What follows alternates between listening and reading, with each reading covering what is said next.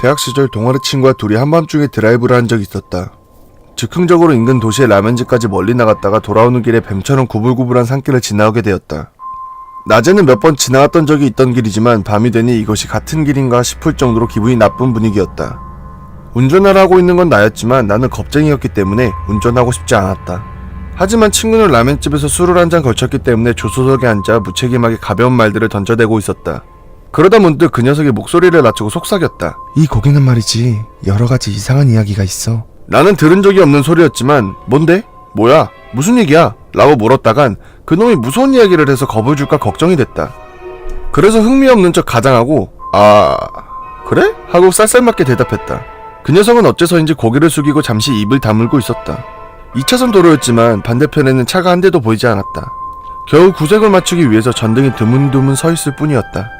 말없이 계속 달리고 있는데 갑자기 커다란 사람의 모습이 앞에서 나타났다. 순간 깜짝 놀랐지만 곧 그것이 길가에 서 있는 지장보살이라는 걸 알아차리자 마음이 놓였다.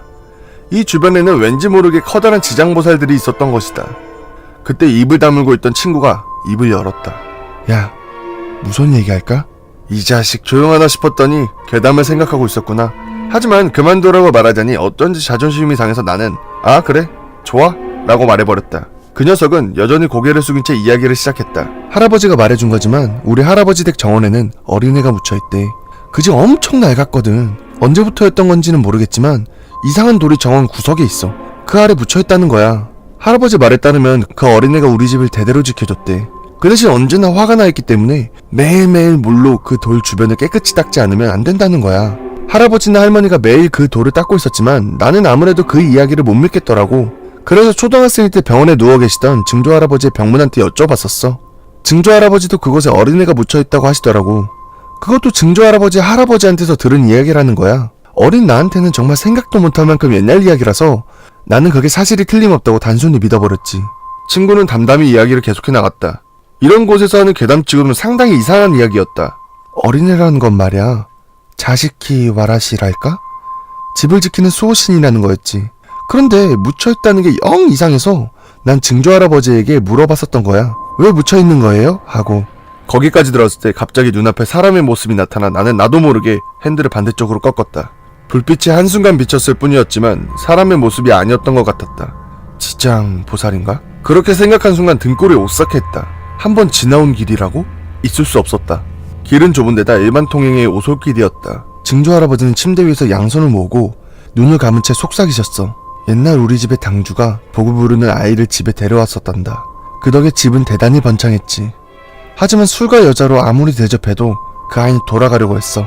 그래서 당주는 칼을 뽑아 그 아이의 사지를 자르고 그것을 집 어딘가에 하나씩 묻어버렸단다. 나는 머리가 어질어질했다. 길이 어딘지도 모르겠다. 나무가 양쪽에 무성한 것은 여전하지만 아직 고개에서 벗어나지 못했다는 게 너무나 이상했다. 아까 그 지장보살은 뭐였을까? 지장보살이 두 개였던 것 같지는 않다. 차선은 구불구불 라이트에 도망치듯 구부러져 있다.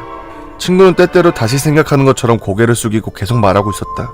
그 이후 우리 집은 장사로 대단히 번성했지만 아이가 일찍 죽거나 유행병으로 가족이 죽는 일도 잦았다나 봐. 증조할아버지 말로는 그 아이는 복을 가져오는 동시에 우리 집에 재앙을 가져온 신이라더군. 그래서 분노를 가라앉히기 위해서는 그 돌을 소중히 해야 한다는 거였지. 나는 그만 듣고 싶었다. 야, 그만해라. 돌아가는 길을 모르겠다고 말할 생각이었다. 그렇지만 같은 길을 빙글빙글 돌고 있다는 생각이 들었다. 친구가 하는 이야기도 전혀 알 수가 없었다. 문득 맨 처음 친구가 말했던 말이 떠올랐다. 이 곡에는 말이지 여러가지 이상한 이야기가 있어. 그 이야기는 뭐였을까? 친구는 계속 이야기를 하고 있었다. 이 이야기는 원래 우리 집안의 비밀이야. 원래대로라면 다른 사람에게 하면 안 되는 이야기지만. 야, 그만하라고. 참을 수가 없어서 화를 냈다. 친구는 고개를 들지 않았다. 장난을 치고 있는 것 같았지만 자세히 보니 어깨가 덜덜 흔들리는 것 같았다. 이 이야기에는 이상한 점이 있어서 난 그걸 물어봤어. 그러니까 증조할아버지는 주술을 하나 가르쳐 주셨어. 야, 그만하라고.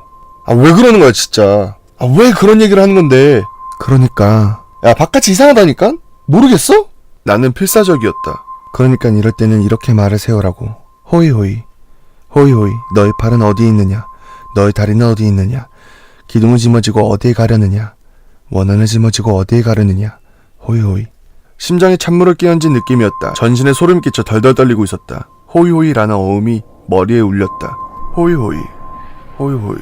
라고 중얼대면서 나는 무심결에 핸들을 잡고 있었다. 보이지 않는 안개 같은 것이 머릿속에서 떠나가는 것 같은 느낌이 들었다. 부탁한다. 친구는 그렇게 말하고 양손을 잡고 침묵했다. 정신을 차렸을 때는 이미 본 적이 없는 넓은 길로 나서고 있었다. 시내에 들어가고 어느 패밀리 레스토랑에 들어갈 때까지 우리는 말이 없었다. 친구의 말에 따르면 그 고개 부근에서 조수석 문 아래 틈에서 갑자기 얼굴이 보였다고 한다. 장난스러운 말을 멈춘 시점이 바로 그때였던 것이다.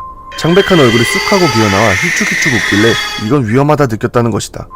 나에게 들려준 이야기는 나에게 했다기보다는 그 얼굴을 보면서 한 이야기였다고 한다. 집안의 사람이 위기에 빠졌을 때 말하는 주술이었다는 것이다. 집에 들어가면 그 어린이한테 꼭 감사하다고 말해야겠다. 나는 장난스럽게 말했다.